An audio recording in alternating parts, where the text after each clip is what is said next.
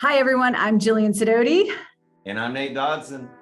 And we're here today to talk about the death of the American dream and what you need to do. And this is why. So, Nate, tell me why the American dream is dead. Oh my God, it sounds so depressing to start, but I don't see it as a depressing thing. I see that as the opportunity. We're so used to, now hearing about Make America Great, the white picket fence, the 2.3 kids, the dog in the yard, the job that you had for your entire career with a pension. That is the quintessential atomic family, the American dream. What people seem to be yelling and screaming about for the last 6 or 7 years. We need to get back to the, making America great again. But the reality is, for the vast majority of people, it's not even an option anymore. Right. So I think there are solutions there, but it's sad to see how us as a country and a community kind of has to change a little bit to prepare for that. So what do you really think the American dream is? Is it being able to being able to work really hard and achieve financial freedom? Is it, not having to kill yourself working? What is really the American dream? What is the definition? Because I feel like nowadays the definition is different for different people. It is, but I do think at the end of the day, the American dream is stability. And whatever stability actually means. I mean, having a house, having a family, having the car, it was very much based on stability, knowing where you're going every day. Now, that may not be there like it was in the past. And frankly, I think that COVID and, hey, the world shuts down for a minute, then all of a sudden everybody's getting fired. The reality is there's very little stability if you're relying on others. But I do see it as an amazing opportunity. And I do think that there's a lot of people out there that are grabbing hold of it to, all right, well, I need to not rely on the job. I need to not rely on the services. Need to not rely on the stock market, which is, crazy in and of itself. I got to rely on myself to create that financial freedom, because I do think ultimately that financial freedom is that stability. It's just looking at it as a stability in a new fashion. So I think you're right that financial freedom is the goal, but I think at much more of a base level, it's just that stability. No, I think that's a great definition is stability. But let's back up for a second, because you and I have a couple things going for us, right? So I feel like we're not bitching about our own situation, for lack of a better term. We're bitching about the situation of others. You and I are Gen X, a young Gen X, close to millennial. So we're young Gen X, old millennial. Let's just put it that way. We're both entrepreneurial. So we have, we don't have to rely on a job. We do have to rely on the economy, the stock market, inflation to a certain extent, but not. We don't have to rely on a job. There's no corporate, reliability on our behalf, right? So we have those two things going for us. And then the third thing we have going for us is that we did experience a real estate downturn in the time that we were going to purchase a home. We had both the ups and downs during that prime time of buying a home. And finally, there's two factors that I feel that, younger generations have to deal with that we didn't have. We had the pains of them, but not the same pains. The price of college has gone up exponentially, even since we went to school. I still have student loans, when I'm 20 years out of school. I don't know about you if you still have student loans, but millennials have even higher student loans. And then finally, I don't know about you, but when I first got out of college, and I got out of college in 2000, one of my first jobs paid like $60,000. And that was in 2000. And now there are kids getting out of school who aren't even making that much because the economy changed and and wages were depressed between 2000 and 2022. To me, that's criminal. You know what, I think it's so sad, but it does go back to that. You can't rely on your position or a corporate structure to take care of your life. And to go back to the you and I, we're not bitching about ourselves. And you know why? Because the two of us really took control of our own future by doing our own things, doing it in real estate, doing it in business, learning how to be an entrepreneur and enjoy and find that financial freedom without the whip master behind saying, well, this is what you got to do, and you've got to be here during this time period, and oh, you took too long for that lunch. And I really think like the American dream, I don't think is dead. I just think in the format that it was in was dead. You know, being that white picket fence and the reliability and stability of the past. You know, you've gone through the downturn, you've seen how ugly it can be in a bad real estate market. You didn't just survive, you thrived. Right. I feel like I am in a similar situation. I figured out, hey, how do you keep moving forward? At the same time, what was being done during that down time period, I think catapulted both of our businesses and also financial independence, not necessarily right then and there, but it created so many new opportunities from other people's problems, from the market changing, that it may not have been immediate, but let the business cycle continue.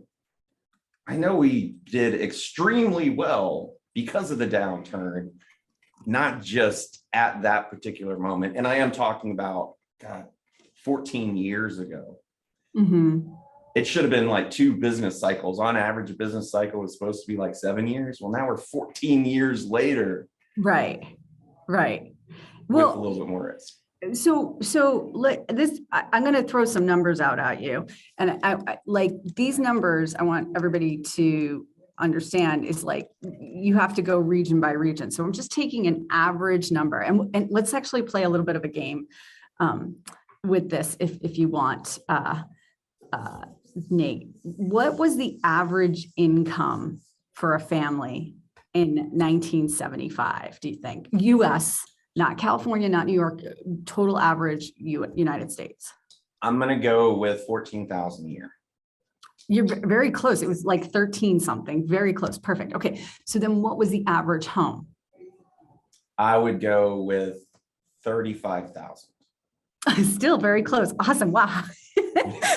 Almost doesn't do research this. Okay, so 13,000 of 40,000. Let's just say I'm rounding down and up to give the boomers an advantage. All right, so that's 32%, right? 32% of well, the ratio is 32% for a home to annual salary, right? So now let's talk about the average price of a home today. What do you think that is? Nationwide, again, not California, not New York.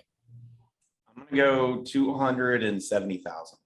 Oh wow, no, it's actually it's a lot higher. It's 428. Oh. Man, that's so painful and horrible to hear, but yeah. Right, but what do you think the average salary is? I'm going to go with 36,000. 53. So now we're talking about a 12% ratio. So this is just one of the ways that younger generations are being harmed by what's happening in the economy, as well as college loans. Boomers did not come out of college, if they went to college, with college loans. So, I got to be honest though, like it's such a new circumstance that college has gotten so unbelievably expensive. Do you remember how much you spent every year on college? Oh, I mean, I had a little bit of a scholarship, probably, and I worked two jobs when I was in college, right? I think I was paying like around $25,000 a year, I Okay. think. So, I paid 4. oh, did you go to a state school? I went to the University of Texas at Austin. It was a whole $2,200 a semester. That's awesome. And I'm like, oh, why is everybody complaining? And it was like, Yeah. oh, it's because I didn't pay anything compared to everybody else.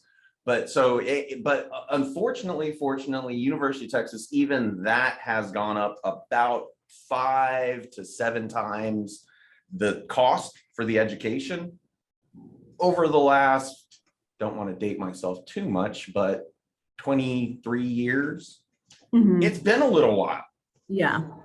But to go up 5 to 7 times over that time period, it pains me for anybody that's going into it. I've got my kids, you've got your kids, we've got to now save for it. Otherwise, people are going to be just the cycle continues with those student loans. What is your solution to that? Like, let's just say, what would you recommend to people that they do in order to hedge against the never-ending vortex of expenses? Well, the first thing is to try to get your credits where it makes the most economical and efficient sense. Mhm. I actually started taking college classes in high school at the community college. Oh, that's smart. Every summer, I was getting college credits at the community college. Really just making sure that everything transferred over. Mhm. But so I kind of did the year-round schooling, but when I could get them cheap credits, that was the first line of defense, was getting that. And then the second thing that I would absolutely recommend, and you went through it, I went through it, working during college. It's great, but in today's environment, we need to more like Michael Dellett, where he created his side hustle in the middle of college. Mhm. And it turns into this multi-billion-dollar empire. Well, a lot of those guys are doing that, but a lot of them started in the garage, in the dorm room, during college, working on your ideas, motivations, and dreams, so that hopefully it does get to a point that once you're done with school, well, you've got your financial freedom plan all laid out in front of you. Yeah. Yeah. I mean, I have to be honest. I started off as, somebody who, you and I both have higher educations, went to a lot of school. We're both lawyers. But No, you're not a lawyer. I'm not a lawyer. You got fired. I got fired myself, but sure.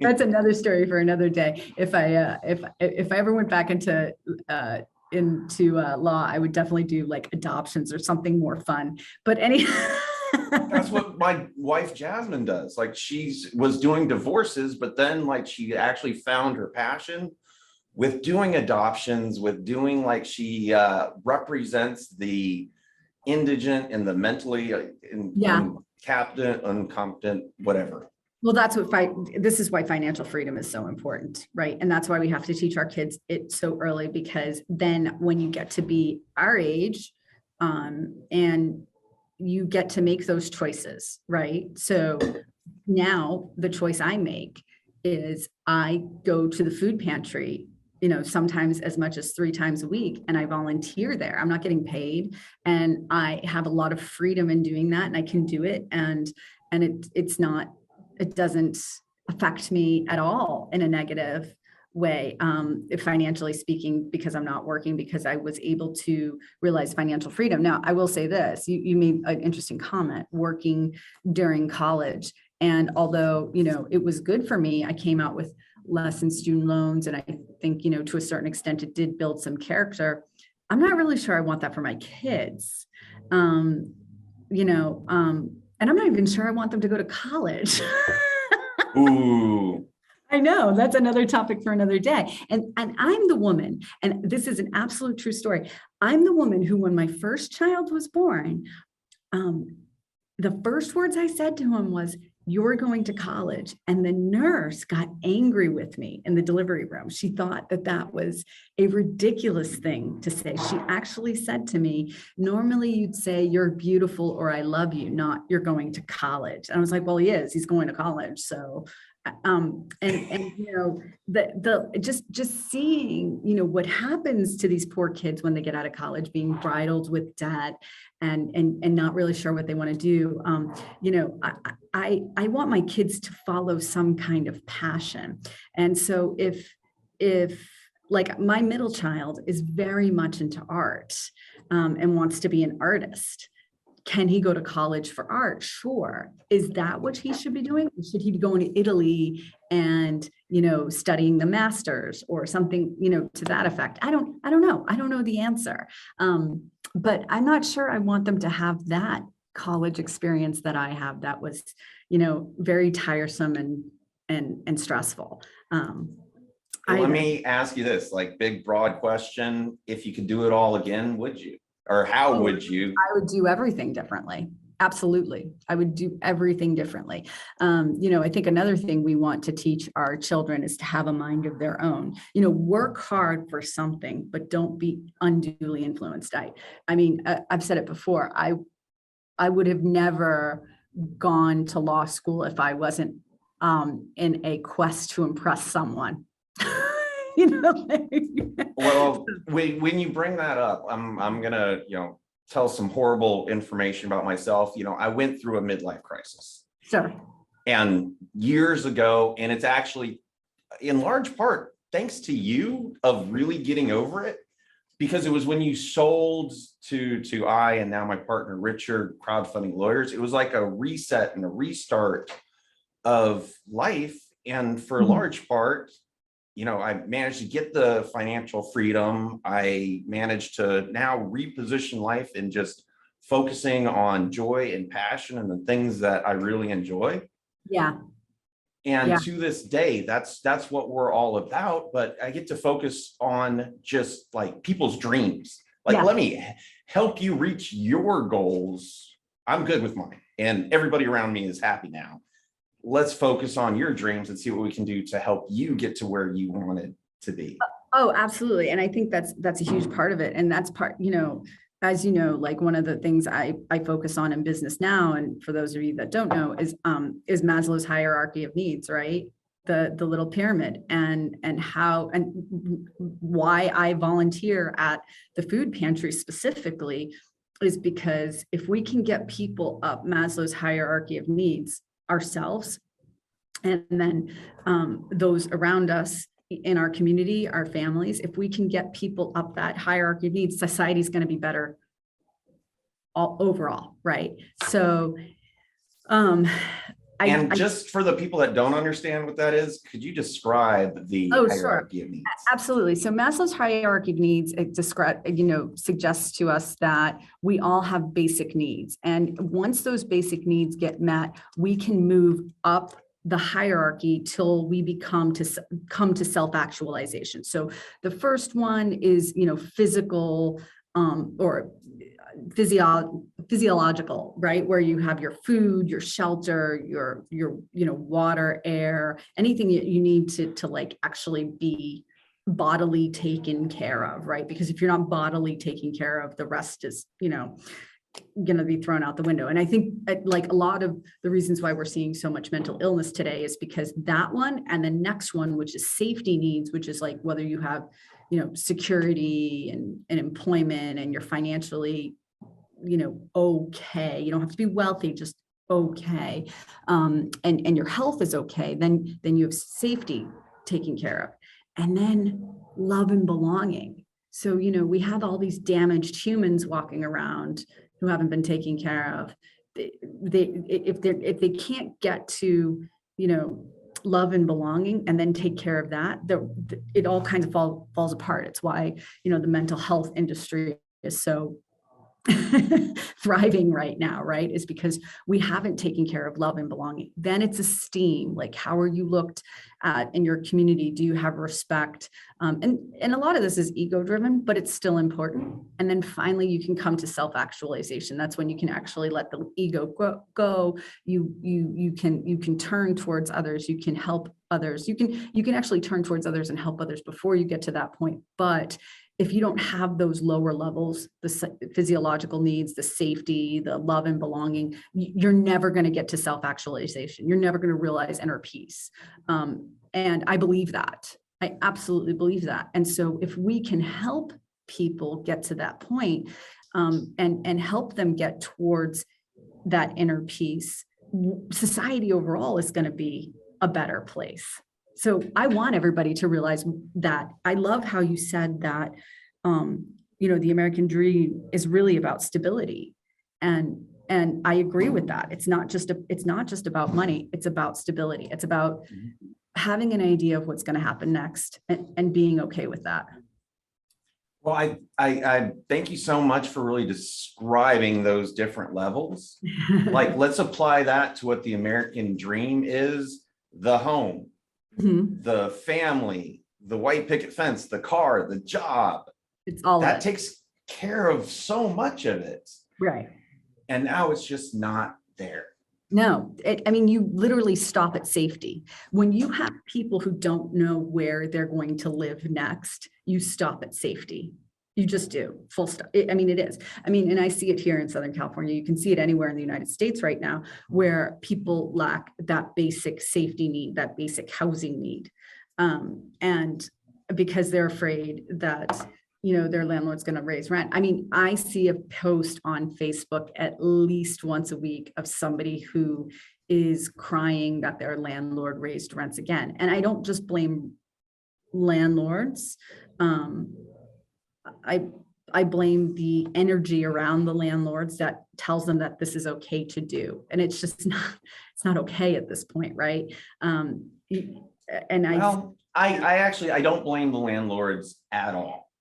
They're doing what the economics in the market tells them. Right. And we are in a time period that, as you mentioned, the average price of a house, it got blown out of proportion. Right. Same with acquiring an apartment complex or other properties for anybody to live in.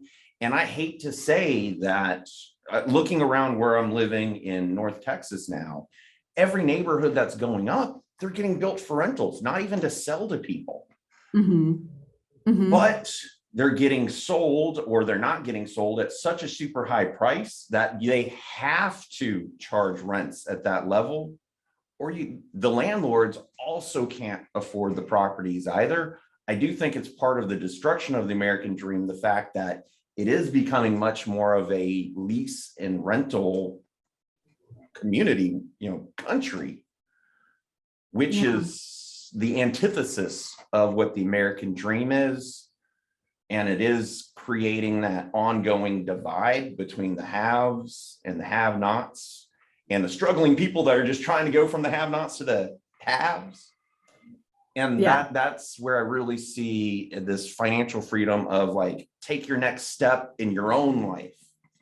Whether it's real estate, whether it's a side hustle, whether it's a business, creating something, providing a service. But the one thing that it is not working nowadays is go out, get a job, and just expect that 20 years later, that employer is going to take care of everything for you. Right. So if I think you've brought this to almost like a grand conclusion. The answer is, if the American dream isn't working for you, you cannot change the external forces. You can't change, the Blackstones, the BlackRocks of the world from buying all of the real estate. You cannot change the Amazons for underpaying their employees and treating them poorly. You cannot change the federal government.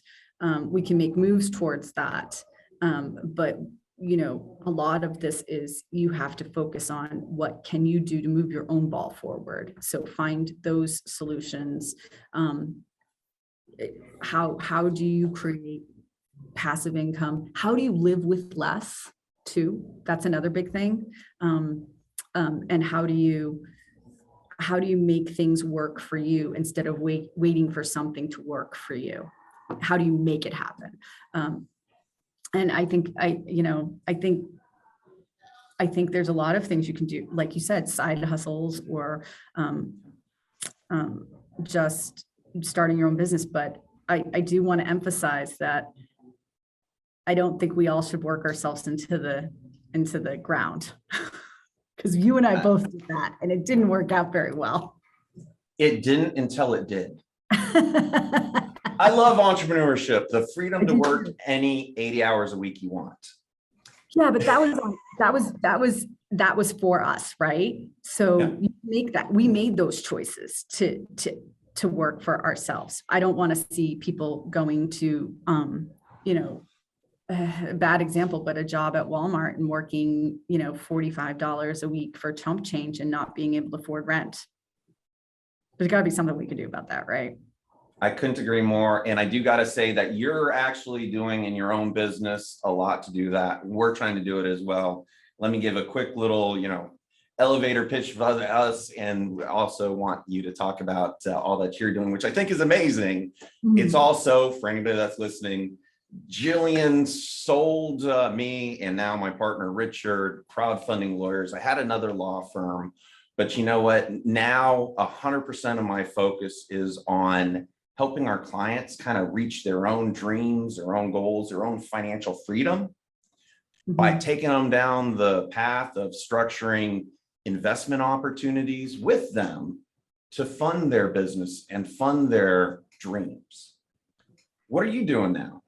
Well, it's so funny because I did really enjoy being a lawyer and doing that type of work, because it was working, with entrepreneurs. But the big gap I saw was that even though people would come to, you or me for amazing legal paperwork to go out and raise capital, they always lacked two things.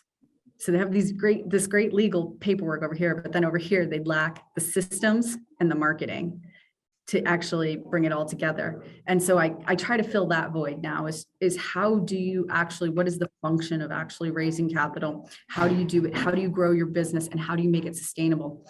And another huge problem I had was that a lot of these entrepreneurs would know exactly how to go out, raise the capital, have the legal paperwork, and then not take care of their investors appropriately, not do the reporting that they were required to do, not get them their tax paperwork on time, not really just kind of get their money in and run. And by the way, it was never with ill intent. It was never like, I'm taking this money and I'm going to run away. It was more like, I'm taking this money. Now I'm busy working. No, don't bother me right now, Mr. Investor. No, I didn't set that up properly. And then it doesn't become a problem until it becomes a problem. So we try to prevent those problems and really make you grow your business using systems and proper marketing and proper legal techniques. And we send them all to Nate. Nate gets all that legal paperwork done. So you're legally compliant, because as we know, securities laws are no joke, and they're no fun, and they're not easy. The technicalities of it all can definitely, it can put you in jail if you don't do it right.